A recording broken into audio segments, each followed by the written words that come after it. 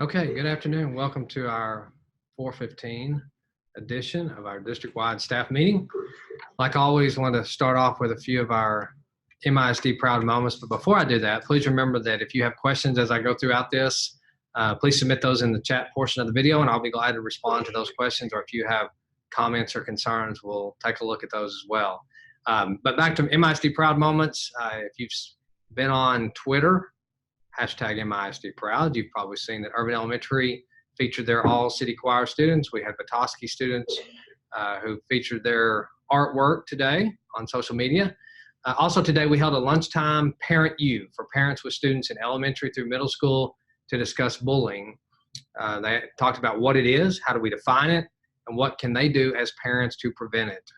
Also, we had over 100 parents on Monday night attend our Duke Tip Parent Night for students that qualified. And then we also kicked off our Midlothian Inspiring Leaders Academy this week with 14 people. On Monday night, we also held our second middle school zoning meeting. I know that question's probably starting to come up more and more as we start to see great progress being made on Dietrich Middle School. The committee spent this past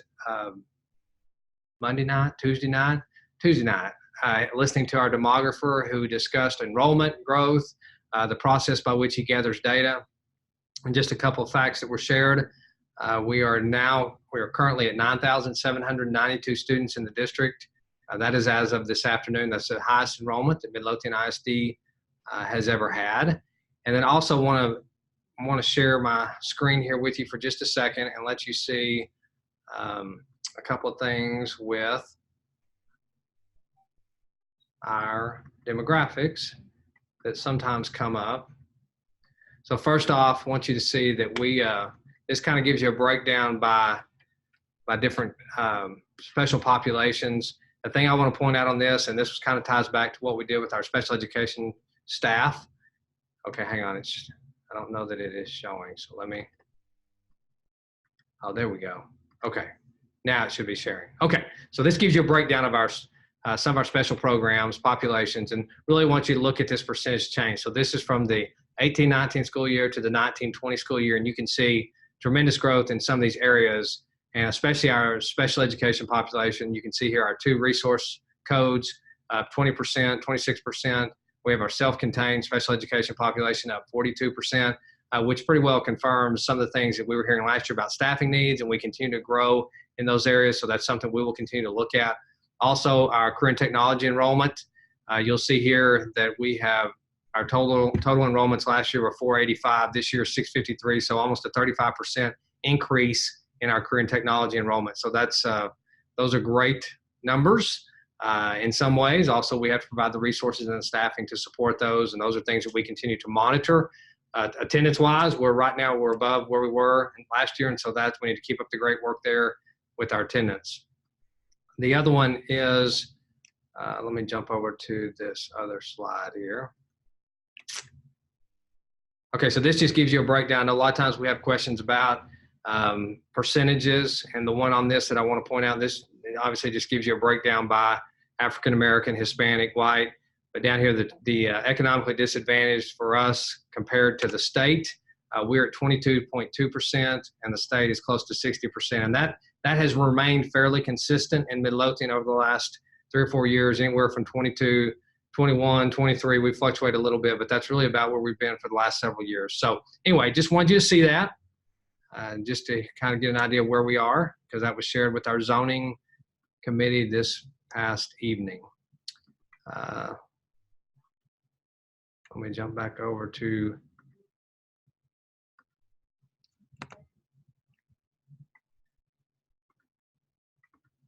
okay. We also had our bond oversight committee met Monday evening. We did an update on all of our current projects within our bond. We discussed next steps for the mile, which is our current technology facility at the old urban building. Huckabee Architects is working with MISD to finalize the design phase of the mile, as well as the Jenkins Early Learning Center. You will probably see at the high school level, Ms. Blaylock, our administrator for the mile, will be coming by to do visits with campuses and begin having conversations with students that are interested in those programs. Also, one last item, our Education Foundation has opened up their grant cycle for this year. They are offering a free grant writing workshop at the administration building next Tuesday, October 1st. That will begin at 4:30. This is not a mandatory workshop. However, MEF highly encourages those who are considering writing a grant to attend this opportunity. It's going to provide valuable information, writing assistance, and then guidance on the submission process.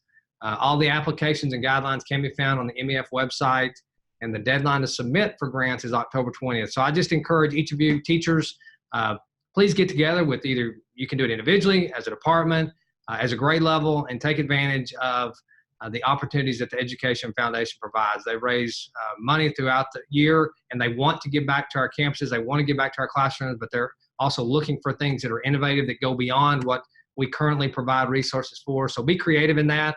But I definitely encourage each one of you to submit a grant to the MEF so that they can have some options to choose from when they get ready to decide who to award those grants to.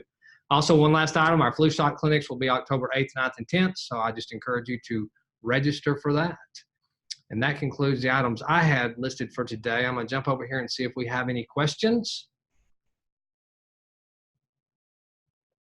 And I do not see any at this time. So that will conclude this afternoon's session of our district-wide staff meeting. I hope everybody has a wonderful evening.